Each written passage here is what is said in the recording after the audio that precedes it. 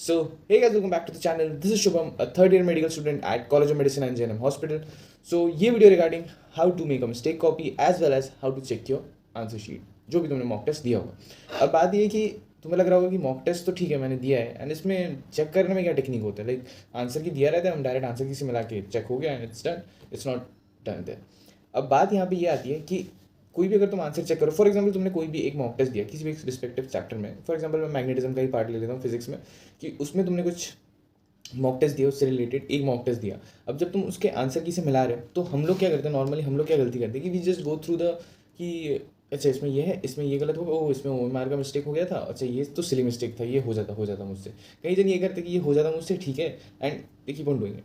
ये जो हो जाता वाला पार्ट है ना, ये बहुत डिफरेंस ला सकता है, क्योंकि वो सिली मिस्टेक अगर तुम तभी रेक्टिफाई नहीं करते हो तो वो बाद में भी वैसी प्रॉब्लम्स क्रिएट करेगा, और वही सिली मिस्टेक रिपीट करने के चांसेस तुम्हारे बहुत ज़्यादा हाई रहते हैं. और जब भी तुम अपना मॉक टेस्ट चेक कर रहे हो तो बी श्योर कि तुम जो भी मिस्टेक कर रहे हो उनके ऊपर एक डॉट बना दो. जैसे मैं करता, रेड पेन से मैं डॉट बना देता था कि ये पार्ट मुझे हार्ड लगा था जो मुझसे सॉल्व हुआ नहीं, इससे रिलेटेड क्या कॉन्सेप्ट है मुझे बाद में सीखना है और समझना है. क्योंकि अगर तुम आंसर कीज देखोगे तो वहाँ पे ज़्यादा उतने अच्छे से डिटेल्स नहीं दिया रहता है, वहाँ पे जस्ट प्रोसेस लिख दिया एंड देन बोल दिया कि अच्छा ये ऐसे होगा. But the main thing here is उस पॉइंट को या फिर उस क्वेश्चन को तुम्हें बाद में रिव्यू करना है. ऑब्वियसली जब तुमने आंसर की से अपनी टोटल स्कोर कैलकुलेट कर लिया है उसके बाद ही, जस्ट बाद ही तुम्हें अपना जो भी मिस्टेक हुआ है उसे रिव्यू करना है. तो मैं क्या करता था, एक डॉट बना देता जो भी लाइक बहुत ही हार्ड क्वेश्चन मुझे लगा था मुझसे सॉल्व नहीं हुआ था, एंड एक जगह मैं टिक मार देता जो भी मुझसे सिली मिस्टेक्स होते थे कि शायद ही मुझसे हो जाता. सिली मिस्टेक की वजह से नहीं हुआ कि मैंने कहीं पे थोड़ा बहुत न्यूमेरिकल गलत लिख दिया है, और एक और था जो लाइक टाइम की वजह से नहीं कर पाया था मैं, तो उन्हें भी टिक कर देता था. क्योंकि देखो तुम्हें लग रहा है कि ठीक है ये क्वेश्चन मुझसे सॉल्व हो जाता, टाइम की वजह से, टाइम लिमिट की वजह से मैं कर नहीं पाया, नेक्स्ट टाइम में मैं करूँगा. बट उस क्वेश्चन को सॉल्व करके देखो तुम पहले कि वो तुमसे सही में हो रहा है या नहीं हो रहा है. तुम्हारा ब्रेन तुम्हें कह रहा है कि यार फिर से क्या सॉल्व करना, टाइम वेस्ट होगा, उससे अच्छा तो डायरेक्ट सॉल्व कर ले.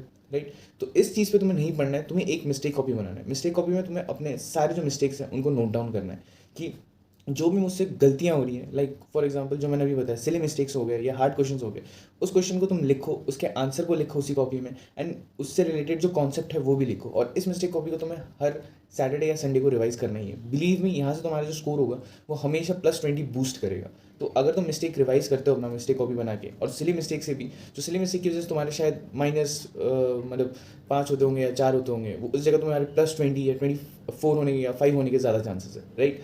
तो इस मिस्टेक कॉपी को हल्के में नहीं लेना है, क्योंकि मैं जब पढ़ता था मेरे भी जो टीचर्स थे वो हमेशा कहते थे कि कुछ भी हो जाए अपने मिस्टेक को जो एनालाइज करता है वही नीट क्रैक कर सकता है. क्योंकि पढ़ते सब ये मॉक टेस्ट सभी देते हैं, एनालाइज कितने जन करते हैं, बहुत कम जन करते हैं कि ठीक है टेस्ट दे दिया, टिक टिक हो गया, नेक्स्ट जो टेस्ट आने वाला है मेरा नेक्स्ट वीक में उसके लिए मैं पढ़ना स्टार्ट कर देता हूँ. भूल ही जाते कि जो ये टेस्ट दिया था वो तो तूने खुद के लिए दिया था कि तेरा कितना कंप्लीट हुआ है, तुझसे कितना हो पा रहा है. राइट. कि उसको एनालाइज तो कर कि कहाँ गलती हुई है. ठीक है, जब सिलेबस खत्म हो जाएगा पूरा तो उसके बाद फिर उन कॉपीज़ से तू फिर से देख सकते हो कि कहाँ कहाँ पे मेरा एरिया वीक है, अब मैं इन पार्ट को ज़्यादा अच्छे से रिवाइज करूँगा, क्योंकि बाकी पार्ट जो है वो मेरा स्ट्रॉन्ग हो चुका है.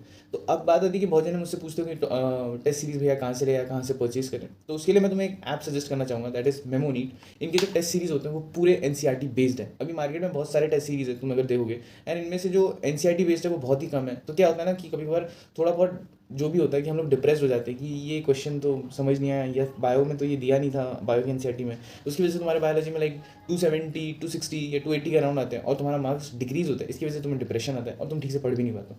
बट इन मेमोनीट के केस में जो क्वेश्चन है वो सारे के सारे पूरे एनसीईआरटी से निचोड़ के बनाए गए हैं. इनफैक्ट इनका जो क्वेश्चन बैंक है it consist of around 30,000+ question. यहाँ पे तुम्हें प्रीवियस से क्वेश्चन भी मिल जाएंगे, और जिनके क्वेश्चन के टाइप्स है वो भी बहुत डिफरेंट है. जंबल वर्ड्स है, क्रॉस वर्ड्स है, इनफैक्ट मैच द फॉलोइंग्स है, और जो सबसे इंपॉर्टेंट पार्ट होता है दैट इज असर्शन रीजनिंग, ये भी तुम्हें इनके जो ऐप है उसमें मिल जाएगा. तो जो इनका गूगल रिव्यूज़ है वो भी मुझे बहुत पसंद आया कि अगर तुम जाके खुद देखोगे इनके जो गूगल रिव्यू है वो बहुत ही ज़्यादा अच्छा है. तो यहाँ पे तुम चेक कर सकते हो.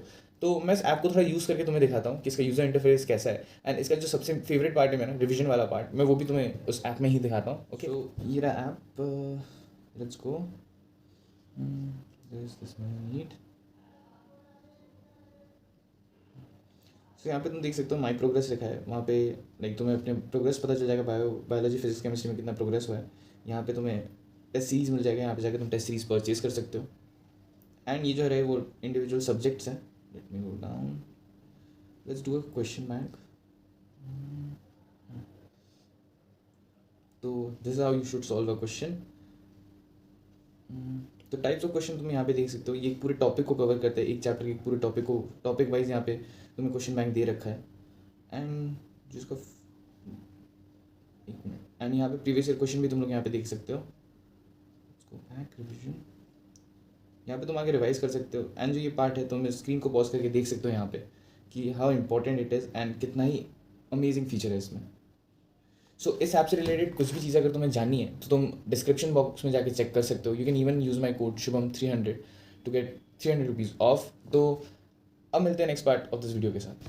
तो अब है कि इस मिस्टेक कॉपी को बनाना कैसे है और क्या रखना है क्या नहीं रखना है मिस्टेक कॉपी में। पहला है तुम्हें सेल मिस्टेक्स को इंक्लूड करना है। नेक्स्ट है जो भी तुमसे गलती हुई है उस चीज़ का क्वेश्चन भी लिखना है, प्लस तुम्हें वहाँ पे अपना जो कॉन्सेप्ट तुम मिस कर रहे थे उसे भी नोट डाउन करना है। एज वेल एज जो क्वेश्चन हो सकता है कि न्यूमेरिकल मिस्टेक की वजह से तुमसे गलती हो गया हो या फिर कुछ कैलकुलेशन की वजह से गलती हो गया हो, उसे भी तुम्हें नोट डाउन करना है। एंड एक क्या करना है कि एक सेपरेट कॉपी रखो फिजिक्स, एक सेपरेट कॉपी केमिस्ट्री, एक separate copy for biology. Okay, तो इसमें क्या करना है, हर सैटरडे संडे बस एक बार तुम्हें रिवाइज करना है। तुमने इस पूरे वीक जो भी पढ़ा है इट्स वेल एंड गुड, ठीक है, रिवीजन करो इस पूरे वीक क्या पढ़ा है सैटरडे संडे को। एंड उसके बाद मिस्टेक कॉपी को फिर से देखो। मिस्टेक कॉपी में तुम्हें ज़्यादा टाइम देना भी नहीं है, in fact 1 our is more than enough जो भी तुमसे गलती है उसको रिवाइज करने के लिए। अगर तुमसे थोड़ी ज़्यादा गलतियाँ हुई हैं तो ठीक है 1.5 आवर दे दो। तुम खुद देखोगे धीरे धीरे जो मिस्टेक कॉपी है वो भी तुम्हारा भरने लगेगा। और वो जो जब मिस्टेक कॉपी है ना, बिलीव मी, मैंने जब अपने प्रिपरेशन के टाइम में मिस्टेक कॉपी बनाया था स्टार्टिंग डे 1 से, तो एंड तक आते आते पूरा एक खुद में एक बुक बन गया था, क्वेश्चन बैंक बन गया था, जो कि मैं लास्ट टाइम पे रिवाइज किया था और सॉल्व किया था। और वहाँ से एटलीस्ट मुझे याद है अभी तक कि 15 क्वेश्चन नीट 2020 में आए थे, कि जो मिस्टेक्स मैंने की थी वो नीट 2020 में आए थे और वो मिस्टेक्स मैंने सुधार ली थी मिस्टेक कॉपी के थ्रू, तो इसलिए मैं उन्हें सॉल्व कर पाया था। इनफैक्ट बायोलॉजी में कुछ क्वेश्चंस थे जो बाहर से आए थे, तो वो भी मैंने देखा था कि वो मैंने लिख रखे थे अपने मिस्टेक कॉपी में। उन वही क्वेश्चन आए थे जो मैं उन्हें बहुत ईजिली टिक कर पाया था विदाउट एनी डाउट, या मेरे मन में दुविधा कि ये इसका आंसर ये है, ये कौन सा होगा, मैं डायरेक्ट टिक कर दिया था मैंने उसे कि हाँ ये तो मैंने किया था सॉल्व, तो इट्स वेल एंड गुड। तो तुम समझ ही सकते हो कि 15 क्वेश्चंस कितना ज़्यादा डिफरेंस ला सकते हैं तुम्हारे स्कोर में, ठीक है। तुम्हारे ड्रीम कॉलेज जो भी है, तुम्हारा ड्रीम कॉलेज, उसके कितने पास तुम्हें ले आ सकते हैं। तो mistake copy is very much important. And जो मॉक टेस्ट देते हो उसका एनालिसिस बहुत ज़्यादा इंपॉर्टेंट होता है कि कैसे टाइप ऑफ क्वेश्चन थे यहाँ पे, कितना मैं स्कोर कर सकता था, अच्छा कितना मैंने कम स्कोर किया है। तो अगर मैंने आज 460 स्कोर किया है तो नेक्स्ट मॉक टेस्ट में मुझे +20 कैसे भी करके इंक्रीज़ करना है। अगर बहुत ज़्यादा हार्ड हो जाता है क्वेश्चन पेपर नेक्स्ट का, तो मुझे ज़्यादा से ज़्यादा एम रखना है कि मेरा 450 से नीचे ना जाए स्कोर नेक्स्ट टेस्ट में, क्योंकि अगर मेरा 460 भी हाईएस्ट जा रहा है तो मुझे उससे कम नहीं लाना है। उससे कम ज़्यादा से ज़्यादा मैं 10 मार्क्स कम लाऊँ, बट मुझे फोकस करना है, खुद के मार्क्स को डिक्रीज नहीं करना। Now it has to go up hill not down hill, ठीक है। तो मिलते हैं नेक्स्ट वीडियो में, तब तक के लिए all the best and keep studying.